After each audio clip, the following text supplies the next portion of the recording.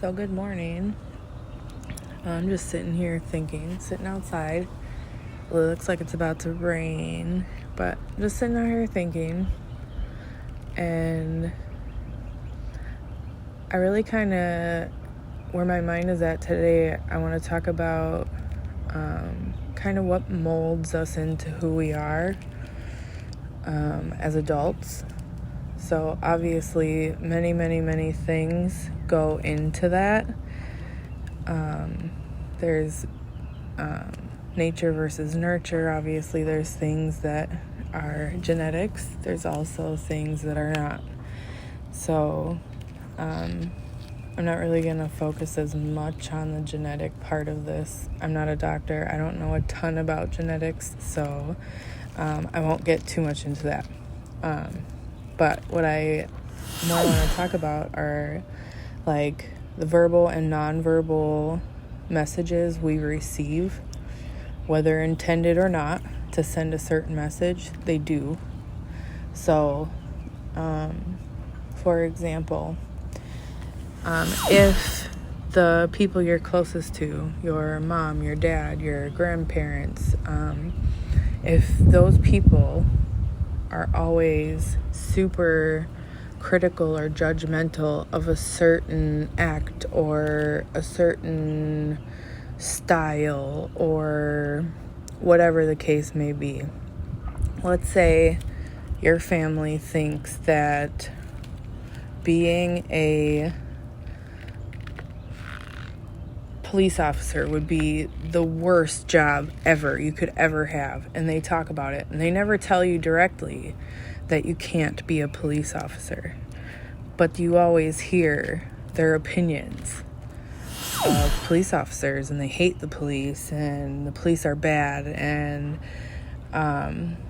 those messages are going to be received. And a lot of the time as children, especially before we grow to be very independent thinkers, we receive those messages loud and clear. So if I ever thought of, as a child, becoming a police officer in that family, I might decide not to do that. I might kind of push that want or desire aside to try not to upset the family or feel any sort of rejection from my family, because obviously there's kind of a variety of scenarios that could play out. One would be, oh, we hate the police. You want to be one of them? We don't want anything to do with you. You see that happen with different situations, but like that is a logical outcome. Or your family could be like, you know what? Yeah, but we love you and we accept whatever you want to do. And then there could be a million other scenarios in between, any varieties, right? But before you know how they're going to respond, if those are the messages you receive, it might determine what you do. You might decide that rejection from your family isn't something you can handle, and that you're willing to suppress your desire to do that because you don't want to lose your family. Or you can be bold and brave and do what it is that makes you happy, and you can hope that your family will come along for that and be a part of that anyways because they love you and they're accepting of you. But ultimately, you really need to do the things that make you the happiest in this world. It's important to satisfy yourself and make sure that you're taken care of, because you're the best to others when you're at your best. If you're not at your best, you're not going to be the best for anybody else either. So if you say, well, I do for everybody else first and I never take care of myself, but you're gonna wear out, you're gonna die down, and you're not gonna be able to maintain that forever, and those people are gonna see that. And if those people really love you, they won't want to see you doing that to yourself. They don't want to see that. So you have to take care of you. And I'm not saying be 100% selfish all the time. That's not at all what I'm saying, because there are times and situations where you need to put others first. But ultimately, in the grand scheme of things, like your career, your personal love life, the things that are the most significant to you, you have to be happy with those things. Now you can go like, oh, well, I don't really want to take my mom to the store, but she really needs me to, so I'm going to do that. That's not what I want to do, but that's my mom. I love her. I respect her, and I'm willing to do almost anything for my mom, right? So I'm not saying be 100% selfish all the time. You have to have balance, obviously. But ultimately, if you're not happy, you're not going to be able to completely do anything for anyone else either. So if that's your reason for always putting others first, you're not doing yourself justice or them. I've thought a lot about how much I personally took a lot of cues from the people in my family, and that I was always told I can be whatever I want to be. I mean, those were the words that were said to me as a child. So that was the message my closest family wanted me to receive, because that's what they told me. So that's what they wanted me to receive. However, the nonverbal things and the things that are said in different ways and unintended ways, they weren't intended to make me feel a certain way, but they did. So it wasn't intentional. Nobody's doing it maliciously. But it happened. And it's not anyone's fault, but it happened, right? So at some point, as a human, I had to decide, well, I've spent so much of my life taking all things into consideration, and you should do this with your life, and you should do this with your life, and you shouldn't do that with your life, and the things that are said and the nonverbal or the intended cues that were given. So like the things like in the previous scenario, the police officer thing, like what if that's really what I want to do?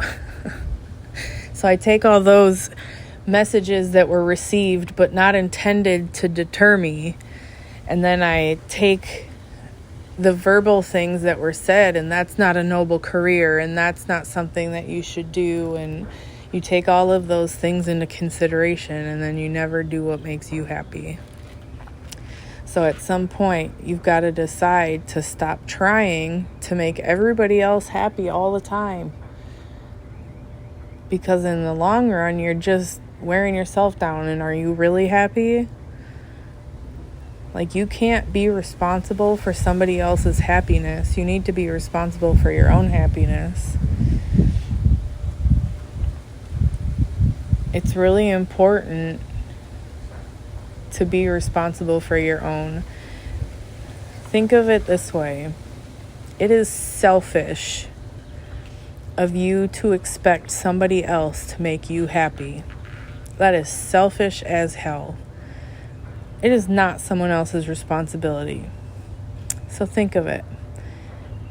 Let's say you take a naturally very giving and generous and kind-hearted person. So they want to do things for people. That's it. They like doing things for other people. That makes them happy. And you take someone, that same person who is, we'll say, a single dad. He's a single dad and he's doing it on his own. The mom's not around for whatever reason. So he's doing it by himself, and he's working really hard, and he pays the bills, and he's supporting his kid.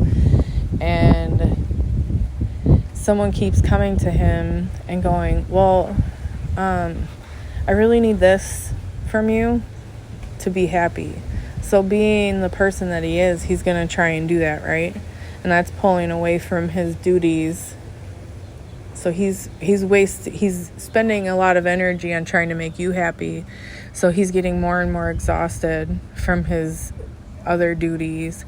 So he's trying to he's trying to accommodate you because that's naturally who he is. So, but you just keep asking and keep pulling and pulling and pulling and pulling. That's not fair. At what point does he get to just do what makes him happy and stop trying to serve you?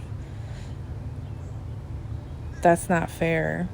You need to be responsible for your own happiness. Figure it out. Figure that shit out, man. Whatever it is. Do you like to cook? Do you like to run? Do you like to paint? Do you like to dance? Do you like to play soccer?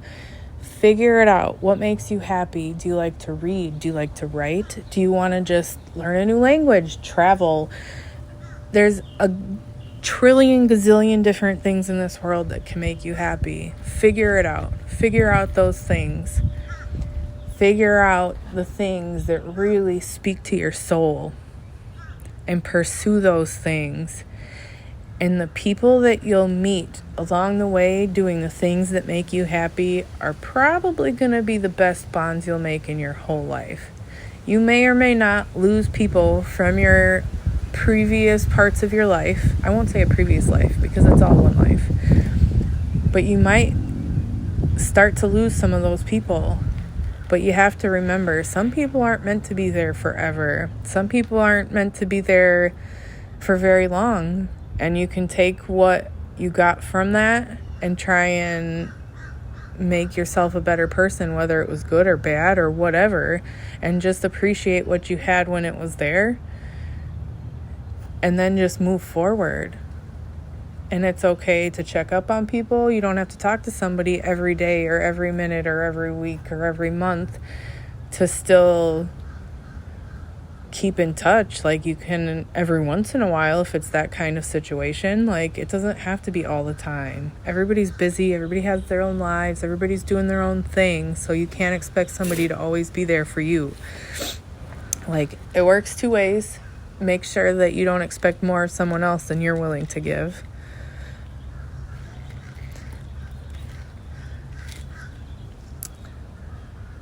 I feel like self-happiness is really important to you and to others.